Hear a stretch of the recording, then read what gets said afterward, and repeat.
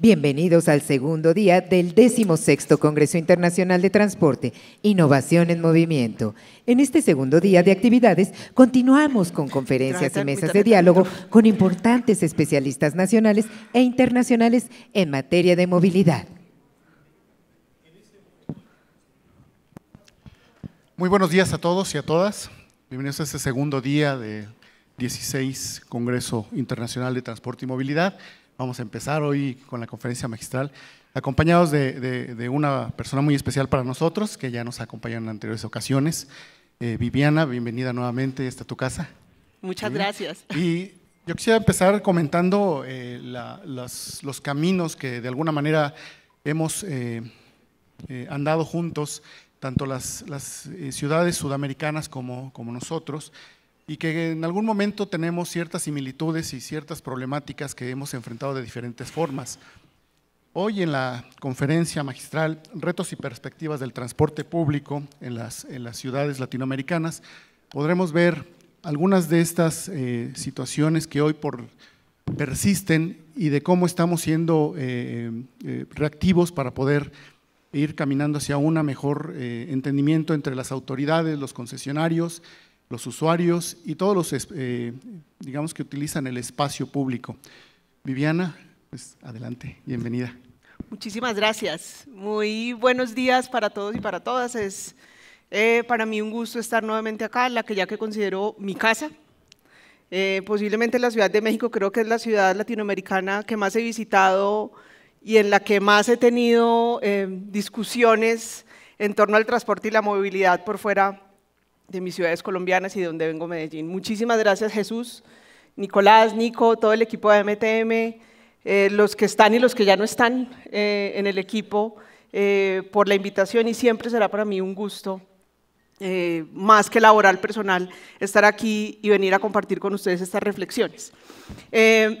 Yo hoy vengo a hablarles un poco en modo de reflexión sobre retos y perspectivas del transporte público en las ciudades latinoamericanas. Son reflexiones que se hacen, digamos, a partir de la experiencia de todo lo que hemos venido observando durante tantos años, pero que también es una autocrítica y una crítica personal, porque creo que uno solo tiene autoridad para hablar de lo que conoce y sobre lo que tiene injerencia. Entonces, seguramente en estas reflexiones hablaré mucho del caso de mi ciudad, de Medellín. Yo he transitado en diferentes instancias del transporte y la movilidad, he sido consultora, he trabajado del lado de los transportistas, en los últimos años he estado del lado de la autoridad, desde la autoridad metropolitana, hoy desde la Secretaría de Movilidad de Medellín. Pero a pesar de que es una reflexión muy enfocada en Medellín, es importante que también la miremos en torno a lo que nos pasa en las ciudades latinoamericanas. Y quiero empezar por la retrospectiva. Vamos a hablar de retos y perspectivas, pero empecemos por la retrospectiva. Ubicándonos más o menos en el año 2009 arrancó este congreso, ¿cierto? 2009 empezamos a hablar, en el 2002 empieza el proceso de Metrobús, y vamos un poco más atrás, todo arrancó obviamente en el año 74 con el proceso de Curitiba, pero el gran boom de los sistemas de transporte masivo, los sistemas BRT, se dio con el caso tan nombrado de Bogotá Transmilenio. A partir del éxito que fue Transmilenio y que supuso, digamos, una forma innovadora y distinta y en teoría de bajo costo para resolver los problemas de transporte urbano de una ciudad como Bogotá, se desplegó una explosión de implementación de sistemas que le mejoraban la capacidad del sistema de transporte en las ciudades latinoamericanas. Algunos contaron con recursos de cofinanciación de los gobiernos centrales, otros fueron esfuerzos propios de las ciudades y los territorios, pero digamos en balance tenemos que a la fecha se han implementado cerca de 64 sistemas de transporte masivo, bien sea BRT o estándar, y están en operación en 13 países de la región. Ese es más o menos el balance. Después, un poco más adelante, eso fue de lo primero que empezamos a hablar, seguramente por allá en el año 2004, 2005, cuando empezamos todos a juntarnos a hablar de estos temas.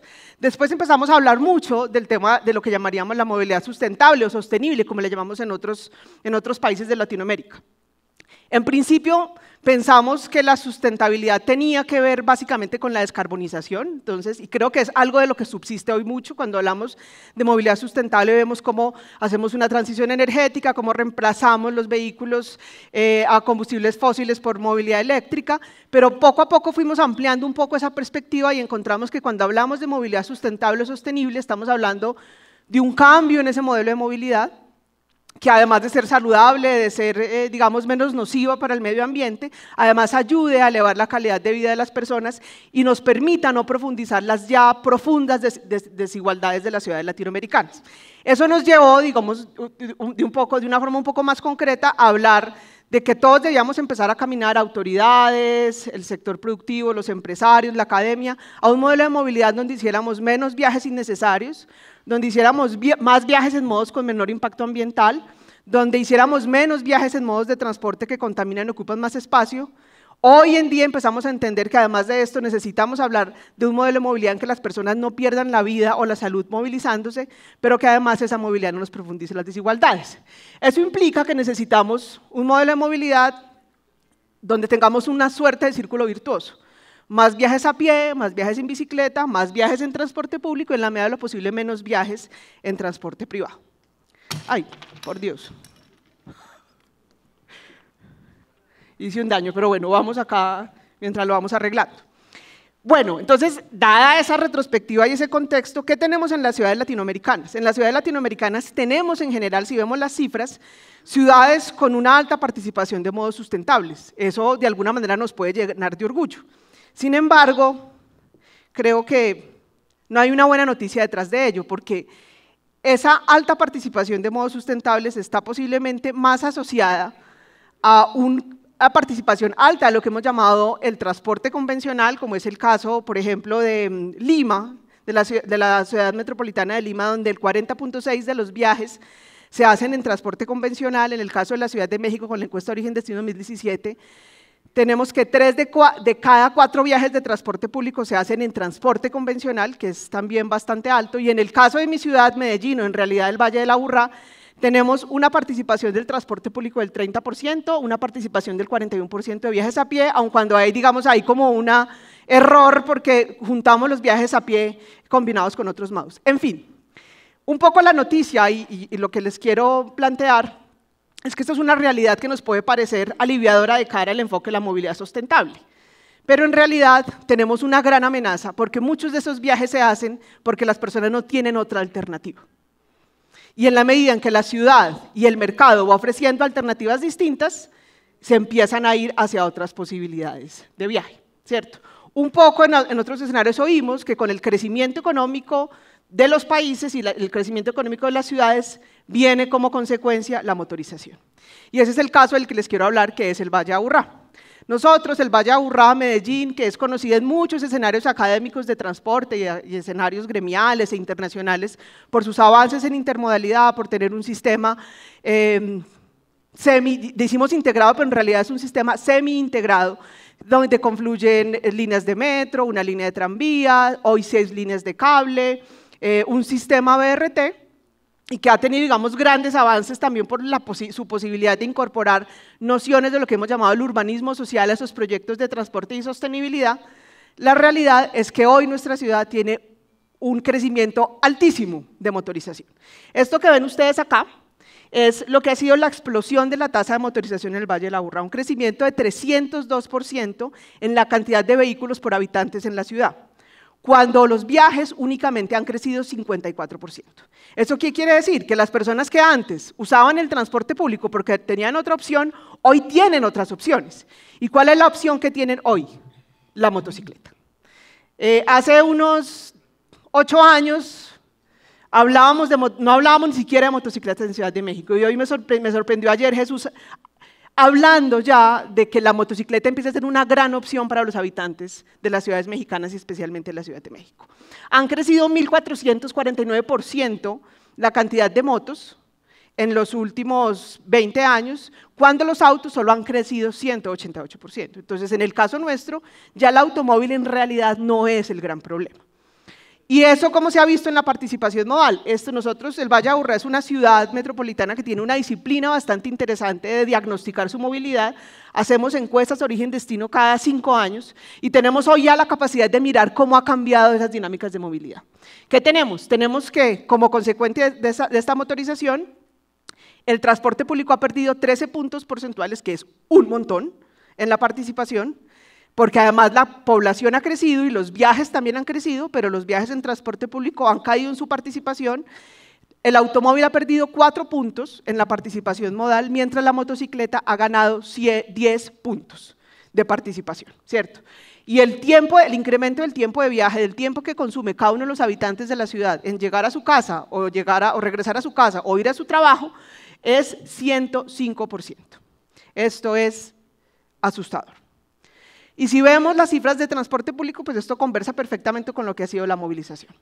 Digamos que hasta 2019 teníamos en nuestro sistema de transporte, que hoy está conformado por algo que le llamamos el subsistema de transporte masivo, que está conformado por las líneas de metro, el tranvía, las líneas de cable y el sistema BRT con sus servicios alimentadores, y lo que llamamos el transporte público colectivo, el transporte convencional, que es algo muy parecido como al esquema hombre-camión que ustedes tienen acá. Nosotros tenemos una figura que se llama la empresa afiliadora. Hemos hablado en este mismo escenario en varias ocasiones sobre esa figura muy colombiana, que es una empresa que intermedia entre los propietarios de los vehículos y el Estado y el usuario. En fin, lo que tenemos es que hasta 2019 nuestro sistema de transporte presentaba un crecimiento positivo, e incluso el transporte convencional, a pesar de que venían entrando nuevas líneas de transporte masivo, como líneas de cable que alimentaban el servicio de metro, el transporte público colectivo venía teniendo un comportamiento positivo, un crecimiento más o menos del 7%, mientras el transporte masivo había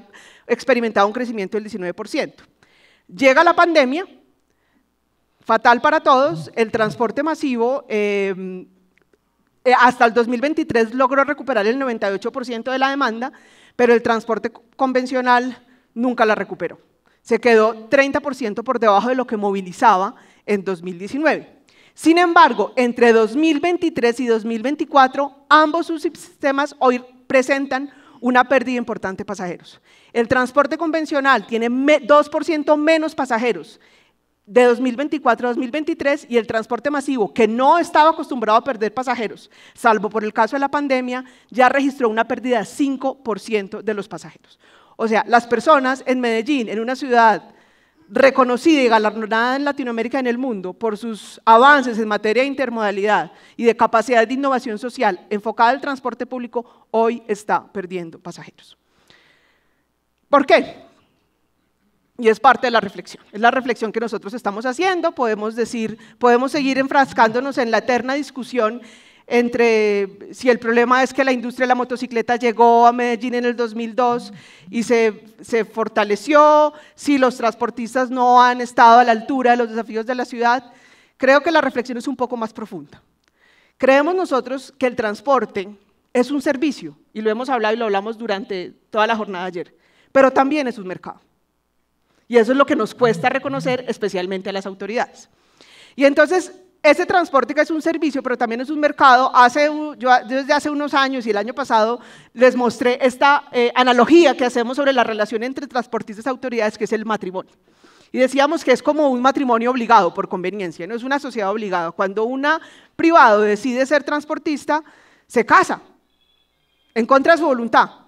Y se casa porque empieza a tener una sociedad obligada, porque sus ganancias, su participación en el mercado no son fijadas libremente como cualquier otra actividad económica, sino que todo lo que hace en ese mercado está de alguna manera determinado por un regulador, que es la autoridad de transporte. Entonces, en este matrimonio que vive en conflicto desde sus inicios, donde la autoridad es uno de los cónyuges, el transportista es el otro, cada uno tiene una visión particular.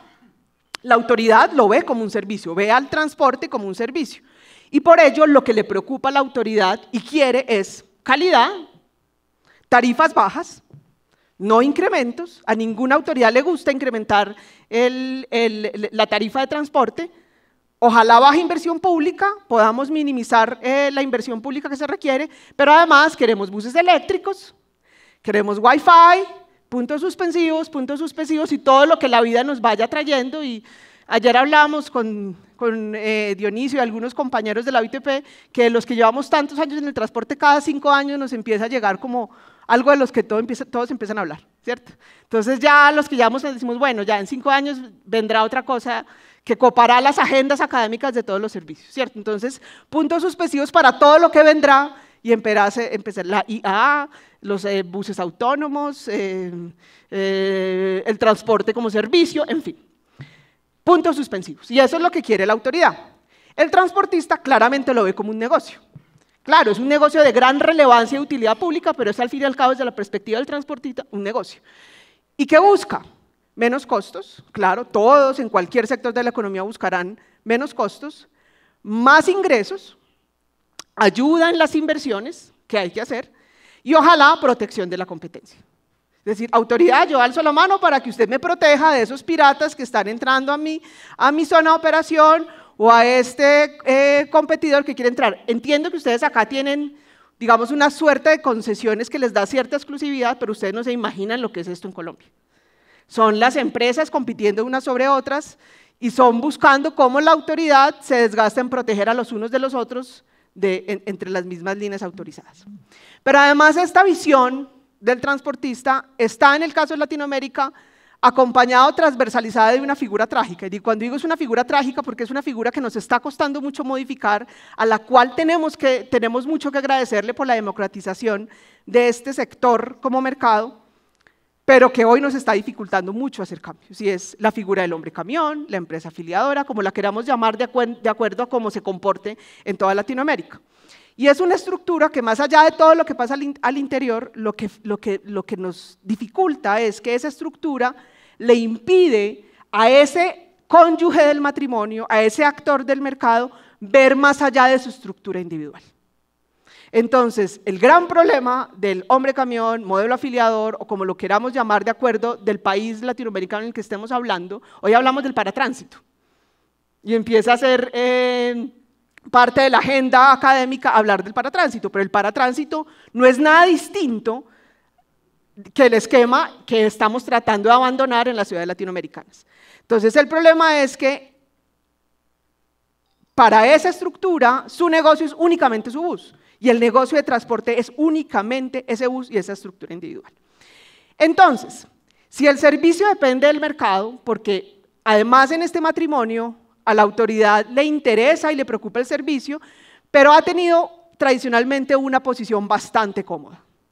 Hagan ustedes, el mercado haga, yo no me involucro, eventualmente me pidan una autorización, no me pidan aumento de tarifa, no me pidan subsidio, pero yo me quedo aquí más bien firmando documentos y firmando papeles. No tiene un papel activo en esta relación y en esta sociedad y en este matrimonio.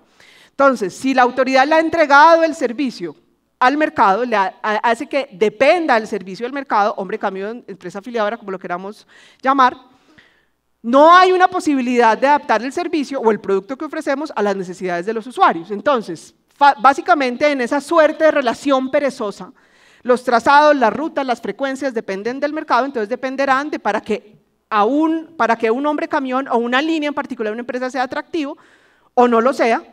Los trazados, las rutas nunca se modificarán, nunca habrá información integrada porque la información dependerá de lo que cada uno pueda ofrecer y no habrá una posibilidad de hacer una oferta en valor, en dinero y en tiempo que compita con las nuevas opciones. Porque cada uno está mirando su película, cada uno está mirando su línea, su unidad, su bus. En el mejor de los casos, la empresa está mirando su ruta, pero no está mirando toda la ciudad.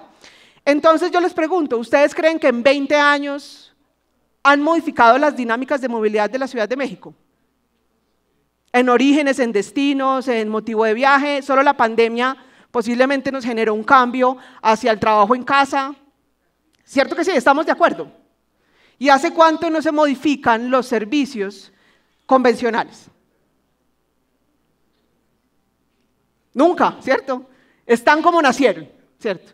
Entonces, ¿cómo es posible que nosotros seamos capaces de competir en un mundo donde la información para el usuario está en su mano, si nosotros no estamos adaptando los servicios a esas nuevas necesidades? Información. Yo ayer tuve una aventura en el transporte público y tuve que preguntar muchas veces cómo llegar en Indios Verdes a la estación donde podía tomar la línea 1. 5, 6, no había señalización, es muy difícil llegar allá, ¿cierto? Entonces, empresas como Coca-Cola, que todo el mundo las conoce, llevan años y décadas y nunca dejan de invertir en publicidad, aún a pesar de que todos las conocen. Y nosotros ni siquiera tenemos información para que esos nuevos usuarios sepan cómo utilizarlos.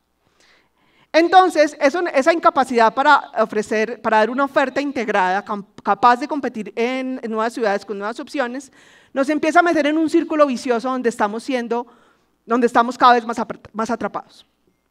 Una autoridad que exige servicio, pero lo deja a merced del mercado, o sea, exige calidad, exige oportunidad, exige frecuencias, pero que el transportista resuelva. El servicio no se ajusta a las nuevas necesidades de la ciudad y de los usuarios porque el mercado tiene la visión de su mercado, no tiene la visión de la ciudad, de la globalidad de la ciudad. El mercado, o sea, el hombre camión solo tiene la perspectiva de su concesión, su ruta, su unidad, su línea. Termina siendo un negocio basado en la rentabilidad individual, es decir, que al bus del hombre camión, a mi bus le vaya bien. El bus no es un activo al servicio de una operación globalmente rentable, es decir, lo dice mucho Claudio, bus que no circula, propietario que no come. Entonces, si hay baja, ¿qué nos pasó en la pandemia? Si necesitamos recortar la oferta, pues vamos a tener una cantidad de propietarios o de familias que no van a comer. Y al final, todos terminamos con el criterio nublado. La competencia es el bus, ¿cierto? O sea, la competencia, el problema, el transportista siente que la competencia es el bus. Hoy, en el caso nuestro, en Medellín vemos que la competencia es la motocicleta, es la piratería, y la autoridad termina nublando su criterio pensando que el problema es que el bus sea contaminante, que el bus sea viejo, que el bus no tenga wifi, o que no haya etc, etc, etc. Pero en realidad tenemos un gran problema estructural en el que nosotros, trágicamente, como ciudad latinoamericana, no estamos siendo capaces de salir. Hay muy pocas excepciones, posiblemente las ciudades brasileras, Buenos Aires, con su cambio de las empresas por componentes a las empresas anónimas, que son las administradoras, tienen algo para contar. Seguramente Santiago de Chile, que costó un montón de dinero pasar al cambio del Transantiago, pero si vemos en general, bueno, Guadalajara con el reciente caso de su transformación hacia un sistema integrado, pero en realidad todas nuestras ciudades latinoamericanas vamos padeciendo esto. Enfocamos nuestros esfuerzos, nuestros recursos en implementar proyectos que son muy importantes, pero que terminan resolviendo un problema en particular, pero no el problema en conjunto, que es la necesidad de tener y de consolidar una oferta integrada. Entonces yo les pongo el caso que nosotros tenemos hoy, para que no vean que les estoy diciendo mentiras. Hoy los usuarios en mi ciudad tienen opciones. Esto es, eso que ustedes ven acá, está un poco cortado, no sé si lo podemos ver bien para que se vea. Si lo podemos pasar a la completa, para que se pueda ver la diapositiva completa. Hoy esto es, quienes han estado en Medellín, de pronto pueden identificarse con algunos de los lugares, pero por ejemplo el Tesoro, que es uno de los centros comerciales, de los shoppings muy visitados por los turistas, hacia una zona donde viven muchas personas. O sea, ese lugar, el Tesoro, es un lugar donde hay muchos lugares de trabajo, es decir, hay muchas demandas de viajes en atracción. Hoy un servicio de bus, una persona tiene que tomar 2 buses porque no hay un servicio directo y no tenemos posibilidad de hacer integración. Entonces, una persona que viva en Robledo y vaya a trabajar al Tesoro, en el Poblado todos los días, tiene que tomar un bus, bajar al centro de la ciudad y ahí esperar otro bus, tomarlo y pagar el doble del pasaje. Su hora de viaje será más o menos de 1 hora y 30 minutos. Hoy hay un servicio, nosotros teníamos este crecimiento de la motocicleta que les muestro, las personas que compran motocicleta, pero hoy, por cuenta de las aplicaciones, tenemos aplicaciones de motocicletas, que ya descubrimos que ustedes también las tienen acá, ¿cierto? Entonces una persona descarga una aplicación, toma una motocicleta y puede pagar 16.700, que es posiblemente un poco más del doble de lo que pagaría en el bus, pero su viaje es de 33 minutos. O sea, es la tercera parte del tiempo de viaje en el bus. O en este caso, justo a la Secretaría de Movilidad tiene que pagar, ahí tienen acceso a algunos servicios que tienen un beneficio parcial de transbordo, paga un poco más, pero aún así tiene que tomar 2 servicios de bus con transbordo por 1 hora y 15 minutos y se demora 20 minutos en comparación de 1 hora y 15. Entonces, esta es la explicación por la cual nosotros, con todo lo que hemos avanzado en la intermodalidad de nuestro sistema, en todo lo que nos preocupamos por tener buses eléctricos, tener seguramente Wi-Fi, accesibilidad en estaciones, infortunadamente estamos perdiendo los pasajeros. Porque además es una competencia absolutamente agresiva, ¿cierto? Esto es el equipo nacional, que es el equipo, uno de los equipos de la ciudad, hoy publicita en su camiseta Pickup, que es la aplicación de servicio de motocicleta, que además es un servicio no autorizado, ¿cierto? Pero además, miren esto. Esto es una aplicación tipo Uber, ustedes creo que también la tienen acá, Django, porque es internacional, ¿cierto? Una aplicación tipo Uber publicitada en los paraderos que la misma autoridad autoriza su instalación. O sea, ni siquiera nosotros como autoridad estamos entendiendo que estamos contribuyendo a esa publicidad, a esa campaña económica compleja. Pero además no sucede porque nosotros estamos ignorando la mayor parte de la población. Hablo del caso de Medellín, el Valle de la Aburrá, pero con seguridad si hacemos clic en Ciudad de México, ya en Guadalajara posiblemente no, pero en cualquier otra ciudad mexicana encontraremos que estamos hablando de lo mismo. Esto es más o menos como se ve la utilización de los modos de viaje. Nosotros les llamamos a los estratos socioeconómicos, a los niveles de categorización socioeconómica en Colombia, siendo el estrato 1 el estrato, digamos, de menor condición socioeconómica y el 6 el más alto. Aquí cómo se distribuyen los modos de transporte de acuerdo con los estratos. Básicamente lo que vemos es que el transporte público es el modo más usado en la clase media, en el estrato 1, 2, 3 y 4, ¿cierto? El transporte público en general, pero cuando abrimos a qué tipo de transporte público utiliza, encontramos que el 50% de los viajes, con todos los esfuerzos que hemos hecho nosotros y las grandes inversiones que hemos hecho en Medellín, el 50% de los viajes en Medellín todavía dependen del transporte convencional. ¿Y quiénes son los estratos que dependen de ese transporte convencional? Pues básicamente el estrato 1 y el estrato 2. Entonces, si yo voy otra vez seguramente y hacemos zoom y ocultamos los datos de la encuesta origen-destino de Ciudad de México, seguramente encontraremos algo muy similar. Que la población más vulnerable es la que depende de los servicios más precarios, donde tenemos más necesidades y más cosas por hacer. Entonces, estamos olvidándonos de esa población.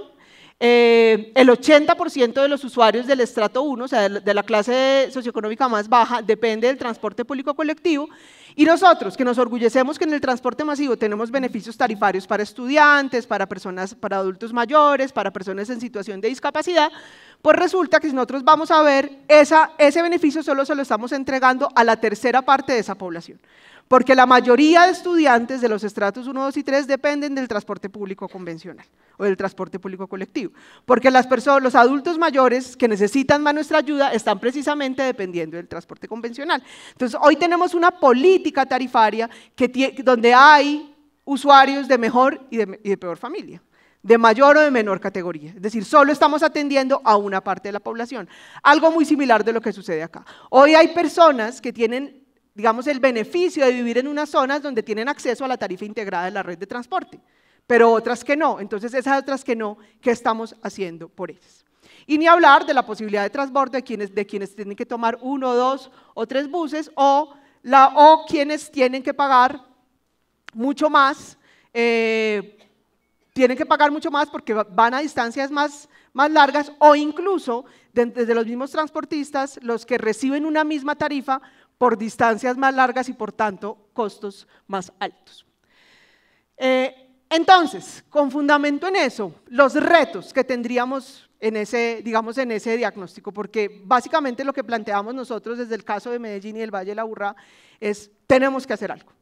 Tenemos que hacer algo porque posiblemente antes, o sea, piratería hemos tenido siempre, motorización teníamos siempre, hay condiciones, digamos, de la geopolítica y de la economía global que han hecho, por ejemplo, que la industria de la motocicleta se instale en las ciudades colombianas y se haya convertido en un gran motor de la industria colombiana, el ensamblaje de motocicletas, y eso haya favorecido y disparado el uso de la motocicleta.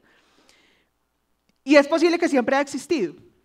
Y siempre había existido esta misma relación un poco perezosa de autoridades pasivas y un sector transportista que se había enfocado en su esquema y en su visión individual, y de pronto no teníamos grandes daños. Pero hablando desde el caso del Valle de la Aburrá y Medellín, hoy estamos empezando a tener serios problemas porque los usuarios hoy tienen opciones. Hoy los usuarios tienen opciones. Y si nosotros no tenemos la capacidad de consolidar una red de transporte en la que todos los usuarios, no los que viven cerca al Metrobús, no los que viven cerca de la línea de metro, sino todos los usuarios de la ciudad, que son en realidad nuestros clientes como digamos, actores del mercado de transporte, todos los usuarios tengan la posibilidad de hacer sus viajes cotidianos. No quiere decir que las personas no vayan a tener coche o no vayan a tener motocicleta. El punto son los viajes cotidianos. Que todas esas personas tengan la posibilidad de hacer sus viajes cotidianos de forma sencilla Informada, porque no tenemos información, porque muchas veces a veces lo queremos hacer, un turista quiere hacerlo y no tiene opciones para moverse en toda la ciudad. Económica y sobre todo rápida, porque hay dos grandes productos o dos valores que podemos generar en materia de movilidad, tiempo y precio. Son dos variables importantísimas y por eso todos los modelos de transporte lo consideran. ¿Cómo hago yo mi elección con fundamento en lo que pago y en el tiempo que me demoro?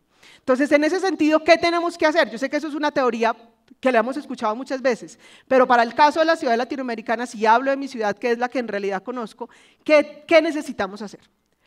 Primero, proyectos pertinentes. Empezamos hablando del boom de los sistemas BRT, del gran avance que representó para muchas ciudades, pero tenemos que ser francos. En muchos de los casos, esos proyectos no fueron pertinentes, tuvimos que adaptar la ciudad a un estándar de proyecto, y la ciudad no cabía, pero hicimos que el proyecto cupiera en la ciudad, invertimos un montón de lana y de recursos y de dinero y de esfuerzos administrativos para encajar ese proyecto en la ciudad y después de los años nos dimos cuenta pues, que se solucionó el problema a una parte de los usuarios. Pero pasaron 20 años y nos olvidamos de que el problema era la integralidad de la ciudad. Enterramos los proyectos de BRT o los proyectos de metro, pongamos la tecnología porque no tiene que ver con las tecnologías, sino con la incapacidad de ver la totalidad de la foto. Y nos olvidamos durante estos 20 años de resolver el problema pendiente. Los tres de los 4 viajes que se hacen en transporte público en la Ciudad de México que son en transporte convencional. Entonces, proyectos pertinentes. ¿Y qué significa proyectos pertinentes? Que realmente impacten. Claro que eso lo tenemos claro. Cada vez que se hace el análisis de implementación de un proyecto se estima dónde es el corredor de mayor demanda, cuál es la mayor necesidad. Eso, de alguna manera, es una verdad de perogrullo. Que se ejecuten y se terminen. Nosotros en Medellín tenemos una capacidad muy lenta para ejecutar y avanzar rápidamente en proyectos y que se adapten a la ciudad y no a la ciudad a los proyectos.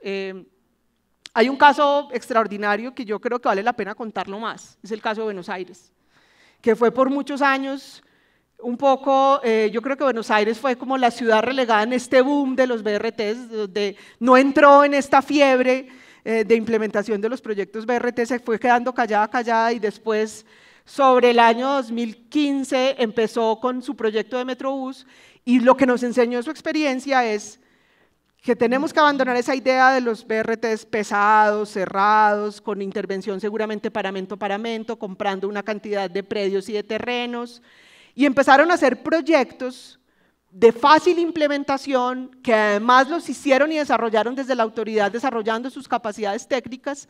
Obviamente esto fue fácil porque ya habían trabajado en la modificación de sus estructuras empresariales y tenían tecnología y recaudo, eso facilitó, pero pudieron hacer proyectos muy rápido y muy fácil, ¿cierto? Entonces creo que es una gran experiencia para conocer. Creo que es una deuda que tiene toda Latinoamérica con el olvido que tuvo por tantos años en este boom de los BRTs hacia Buenos Aires, pero creo que hoy tiene mucho que contarnos. Y creo que ya se lo están contando a toda la banca multilateral en esa alternativa de hacer, digamos, proyectos de forma distinta. Entonces, proyectos pertinentes que nos ayuden, pero sin olvidar la totalidad de la integralidad y la política. Porque además, estos proyectos nos tienen que ayudar a generarle uno de los servicios de valor a los usuarios. Tiempo. Necesitamos que las personas sientan que en el transporte público viajan más rápido. Y eso significa prioridad en el espacio para poder llegar rápido de su lugar de origen a su lugar de destino. Lo segundo que debemos hacer, lo hablo, insisto, desde mi ciudad, pero replicado a todas las ciudades latinoamericanas, necesitamos política de integración tarifaria. Necesitamos una política tarifaria de integración. Y para ello, alguien lo tiene que pagar. ¿Qué significa una política tarifaria de integración? Que permita tener beneficios por transbordo entre todos los servicios, que no necesitamos tener servicios directos a todos los lugares, pero que las personas se puedan mover y puedan pasar de servicio a servicio, incluyendo el transporte convencional, porque el transporte convencional tiene una gran ventaja, tiene una flexibilidad que no lo tiene ningún sistema de mediana y de alta capacidad. Y allá, en esas zonas alejadas y periferias, donde está la gente que más necesita el servicio de transporte. Entonces necesitamos esa posibilidad de hacer transbordo entre servicios, especialmente en los servicios convencionales, que permita entregar un beneficio a poblaciones especiales, ¿cierto? personas en situación de discapacidad, adultos mayores, claro, sí, pero para mí los estudiantes son importantísimos, porque los estudiantes son los futuros usuarios del transporte público o de la motocicleta. Si nosotros no les enseñamos a los estudiantes desde chicos a utilizar el transporte público, los perdimos. Hoy en Medellín, lo primero que pide un estudiante es, o sea, hoy cuando cumple 15 años, quiere una motocicleta. Y esos son usuarios que ya nunca vamos a volver a tener en el transporte público. ¿Y eso quién lo paga? Para eso es el subsidio. Para eso es el subsidio. Necesitamos el subsidio. Nosotros venimos además en Colombia de una historia compleja porque nosotros con Transmilenio, digamos que tomamos a pie juntillas ese principio de la autosostenibilidad financiera del que hemos hablado en este mismo espacio varias ocasiones, que no fue real, que planteamos que necesitábamos reducir las inversiones públicas y maximizar la inversión privada y que la tarifa debía ser suficiente para cubrir todos los costos de operación. Hoy Bogotá, que fue el que inició este proceso de autosostenibilidad, invierte 3 billones de pesos colombianos en subsidiar en todo lo que, en ese gap, en lo que falta entre la tarifa técnica y la tarifa al usuario, con algunos beneficios poblacionales, con un beneficio pleno de transbordo entre servicios, pero eso alguien lo tiene que pagar. Para eso es el subsidio. Y entonces hablamos de subsidio en medio de una cultura institucional donde no se crea en el subsidio. Es decir, lo hablábamos, creo que lo conversábamos ayer y lo hablábamos ayer. En una ciudad, en países europeos es básico que las ciudades y los países deben invertir en transporte público, como invierten en salud, como invierten en educación. En nuestra ciudad latinoamericana eso es una herencia que tenemos de la ciudad americana del automóvil. ¿Cierto? Es una cultura que tenemos de que no hace parte de las prioridades de los estados y de los gobiernos. Entonces, hablar de subsidios en ciudades que tienen profundas necesidades de salud, de educación, de vivienda, de infraestructura básica, de acueducto de alcantarillado, es complejo. Entonces, en ese escenario, es muy importante empezar a hablar de fuentes alternativas, ¿cierto? Claro, tenemos los fondos públicos, tenemos los ingresos tarifarios, pero empezar a explorar esa posibilidad de fuentes alternativas. Esas que empiecen a pagar los beneficiarios indirectos del servicio de transporte. Este gran ejemplo que tiene París, que creo que yo es absolutamente replicable, lo que llaman ellos el Versement Transport, que es casi una tasa, un impuesto que pagan las empresas que generan trabajo y por lo tanto son los que demandan los servicios de transporte porque son los que le generan a la ciudad las necesidades de viaje y ellos pagan en función de su nómina un aporte y ese recurso se paga directamente o se invierte directamente en el sistema de transporte. El caso del cobro por congestión de Londres, la zona de bajas emisiones, en fin. El esquema es, más allá de los fondos públicos y de los ingresos tarifarios, es importante empezar a avanzar en la discusión de fuentes alternativas porque son una forma de financiar y de ayudar a las ciudades latinoamericanas que tienen muchas dificultades y muchas prioridades en otros sentidos para empezar a aportar. Pero además termina siendo una forma de ayudarnos a internalizar las externalidades que causa el transporte privado. Ayer también conversábamos que a pesar de que muchas personas tienen opciones, deciden por comodidad nunca utilizar el transporte público. Personas que están a pasos caminando de una estación de metro y no lo hacen y deciden la comodidad del transporte. Está bien, es su elección. El mensaje es, pues bueno, como le causas una externalidad a la ciudad, es importante que empieces a devolverle y eso que se empieza a devolver se invierte en transporte público. No estoy diciendo nada que todos los que estamos aquí no sepamos. Cuarto, las autoridades deben asumir la rectoría del sector. Y creo que ese es como el gran mea culpa de las autoridades. Si hemos llegado a este estado de cosas es porque hemos tenido autoridades latinoamericanas cómodas, pasivas, por decir de alguna manera, perezosas, que le han permitido al mercado desarrollarse y desarrollarse de acuerdo con su conveniencia. Entonces, lo más importante es que la autoridad debe asumir la rectoría, la política de transporte. Eso significa que debe fortalecer sus capacidades y debe tomar parte, subirse las mangas, ponerse las botas, entender el problema que ha ayudado a generar y tomar parte en su solución. Ayer Diego Monreal lo decía con mucho tino y con mucha pertinencia de que el gran desafío es cómo transformar a esos transportistas tradicionales.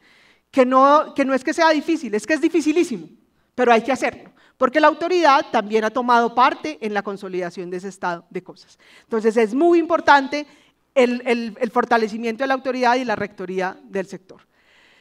que tiene que ver mucho con la transformación de los prestadores del servicio, de los transportistas o los transportadores. Mudar del esquema hombre camión afiliador es absolutamente necesario, pero ya no es suficiente. Ya no va a ser suficiente. O sea, mudados a un esquema de operación integral o de administración integral o de verdaderas empresas de transporte, tenemos que empezar a buscar de la mano de la autoridad otras alternativas que son las que vimos ahora. El subsidio, la compensación, cómo traemos nuevos usuarios, cómo logramos esa integración plena. Y entre más tiempo tome este cambio del esquema que tenemos hoy en las ciudades latinoamericanas a empresas verdaderamente administradoras de sus recursos y administradoras de la operación, más profunda será la crisis. Ya lo que haremos es que despertaremos y no tendremos transporte público para las ciudades. Y la tecnología, que es recaudo electrónico y control de flota, básico. Esto no es simplemente una aspiración de moda. No es posible mejorar un negocio que no se mide. No es posible mejorar los ingresos si no los controlamos. En el esquema que nosotros tenemos, mis queridos transportistas, ninguno de ustedes recauda. Recauda el conductor, que es el otro socio que tienen, que se les lleva más o menos el 40% de sus ingresos. Y el recaudo electrónico es un medio, no es un fin, es el medio para tener una política de integración tarifaria. Entonces, si nosotros logramos tener proyectos pertinentes, si avanzamos hacia una política tarifaria que nos permita tener integración, pero que además nos permita capturar y captar nuevos usuarios para el sistema, que el pasaje sea barato para que esos estudiantes entren y los podamos tener cautivos. Si logramos además hacerlo eso con fuentes alternativas que nos permitan aliviar la resistencia histórica de las autoridades latinoamericanas a la inversión, pero que además nos ayuden a mandar ese mensaje de penalización al uso del transporte privado, que las autoridades asuman la rectoría del sector a través de asumir la planeación, la autorización de los servicios, revisar la red de transporte constantemente, hacer los estudios que tengan que hacer para mirar cómo se van modificando las condiciones de movilidad de la ciudad, pero que además asuman la rectoría de los medios tecnológicos y los sistemas tecnológicos y los ITS. Transformar los prestadores es absolutamente necesario y tener tecnología en el transporte. Eso nos lleva a concluir, y esto es un poco un mensaje. Yo le decía ayer a Jesús que yo vengo del futuro, es decir, lo que están viviendo ustedes hoy, que es un crecimiento de la motocicleta en Ciudad de México, nosotros ya estamos en el futuro. Ya la motocicleta se consolidó en el Valle de Aburrá y en Medellín. Si nosotros no hacemos, nosotros hoy ya estamos tarde, pero si ustedes no hacen algo ya, en este momento, ese matrimonio que ha funcionado seguirá un cónyuge sin negocio y la autoridad tendrá una ciudad desordenada, contaminada, congestionada y anárquica, porque además hay algo que viene oculto detrás de la cultura de la motocicleta. La cultura de la motocicleta, hablo de Colombia, no sé acá, pero la cultura de la motocicleta entró cabalgando en un caballo del incumplimiento de las normas. Entonces ya hoy no respetan las luces, no respetan los cruces, se montan sobre la banqueta y esto ya excede el ecosistema de la movilidad y empieza a ser en verdad un círculo aún más vicioso en relación con la consolidación de una ciudad organizada y sostenible. Muchas gracias.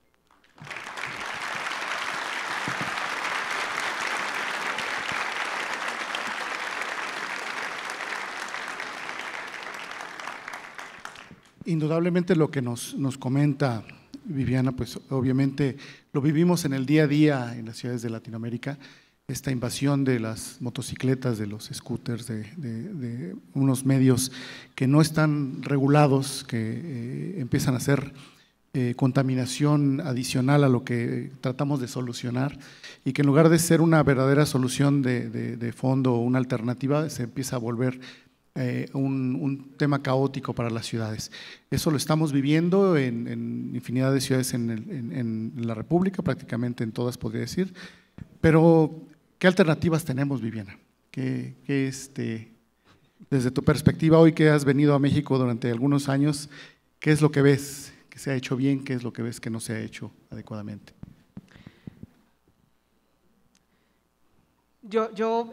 A ver, yo creo que es un problema muy complejo, porque además no lo planteé acá, pero detrás de esto, es decir, la motocicleta tiene un impacto, la ciudad de la motocicleta, porque ya creo que ni siquiera hablamos de la ciudad del automóvil, La ciudad de la motocicleta tiene, claro, está, digamos, atentando contra los servicios formales o más o menos organizados de transporte. Y eso es complejo y tiene unas incidencias en la contaminación y tiene, digamos, como algunas consecuencias ocultas, que es, termina consolidando una ciudad desorganizada, anárquica, contaminada, pero además visibiliza y acelera un gran problema que es el problema de la inseguridad vial. Hoy en Colombia están muriendo cerca de 20 motociclistas al día, que eso es un montón. Entonces nosotros ya tenemos un gran problema. ¿Qué les puedo decir yo de lo que vivimos desde el 2002, 2003? Que además es curioso porque la irrupción de la motocicleta en la movilidad en las ciudades colombianas llegó casi al mismo tiempo a los proyectos BRT, ¿no? Y entonces avanzó y la motocicleta avanzó súper agresivamente, comercialmente, en términos de lobby, de cabildeo ante las instancias de decisión, y nuestros proyectos fueron cada vez más lentos, más erráticos, con más incapacidad para ver y para resolver el problema completo. Entonces, hoy nosotros tenemos una situación muy difícil que solo creo que podría empezar a contenerse con mucha restricción, que además es complejo porque volvemos digamos, a la manía de las autoridades, ¿no? Nadie quiere echarse encima a 14 millones de motociclistas en Colombia, que además son un caudal electoral muy importante, y en las ciudades también. Entonces, yo creo que en este punto donde ustedes están, donde están empezando a crecer, pero todavía el problema tiene algún nivel de contención, hay que acelerar el cambio y la modernización del sistema de transporte. Claro, ustedes han hecho cosas fabulosas con Metrobús, con el metro, pero pensemos en los 3 de cada 4 viajes, que son los que se nos van a ir para la motocicleta. En donde están ellos es donde alguien va a comprar una motocicleta y la va a poner al servicio del que no tiene, del que no encuentra en el microbús o en el colectivo una solución sostenible. Entonces, yo creo que puede parecer obvio, pero es lo más importante, lo llevamos diciendo muchos años. Las ciudades latinoamericanas no aguantan más proyectos aislados, necesitamos consolidar sistemas integrados de transporte. Con tarifas competitivas, con transbordo, reducir el tiempo de viaje y sobre todo, ¿saben qué? Información. Nuestros sistemas no tienen información. Alguien que quiere usar el servicio por primera vez no sabe cómo usarlo. Eso es fundamental. Yo me quiero quedar con una frase tuya que mencionaste: no es posible manejar un negocio que no se mide. Aquí los transportistas les ha costado mucho trabajo entender el paso tan importante que es cambiar de hombre camión a una empresa, y eso obviamente lo que está generando también para la autoridad es poderle dar las armas necesarias para poder entender cuáles son esas necesidades que ellos mismos tienen a través de la medición del propio recaudo, de la demanda que se está dando en cada momento, de cómo se están comportando los orígenes destinos. Como lo decías, es necesario revisar las rutas que no se han movido en años y volver a hacer una nueva red de acuerdo a las necesidades que tiene cada ciudad. Entonces, creo que es importante que el paso que se dé considere que también necesitamos una visión mucho más sistémica y tenemos que tener diálogos con todos los involucrados, porque eso es lo que nos va a permitir equilibrar estas alternativas y retos que vienen para el día de mañana. Sí, yo quisiera resaltar también en el panel ayer de autoridades, que lo decía muy bien Diego Monraz de Jalisco, cómo ellos avanzaron, y creo que es un gran ejemplo a seguir en el sentido de que lograron pasar de la figura del hombre camión, tienen un sistema integrado, tienen una política de integración, tienen su recaudo ya interoperable, en fin, digamos, hay un gran avance, pero él dice, ya fue necesario, pero ya no es suficiente. Entonces ya nos toca echarle dinero, nos toca mantenerlo, y ahí es donde viene el otro reto, porque creo que es lo que pasa, las autoridades sentimos que si el transportista se transforma, ya todo se solucionó. No. O sea, lo que le pasa es que a la autoridad se le acaba la excusa de decir que todos los problemas son del transportista. Entonces ya cuando la autoridad necesita fortalecer su capacidad técnica para hacer una planeación constante, para revisar rutas, para tener sistema de información, para tener una buena fiscalización, pero sobre todo ir migrando y entendiendo que si esto es un servicio y queremos un servicio y lo queremos con un servicio, esto requiere inversión pública. Está bien, no será de los presupuestos ordinarios, posiblemente, ciudades con muchas necesidades en educación en otros ámbitos, pero es necesario empezar a mirar otros tipos de ingresos como fuentes alternativas que, insisto, van a cumplir las dos funciones. Nos van a ayudar, por un lado, obviamente, a solventar las inversiones en transporte público, pero también van enviando esos mensajes que son necesarios. Si usted tiene coche y se mueve en coche, está bien, hágalo, pero eso genera un precio para la sociedad y lo tiene que pagar.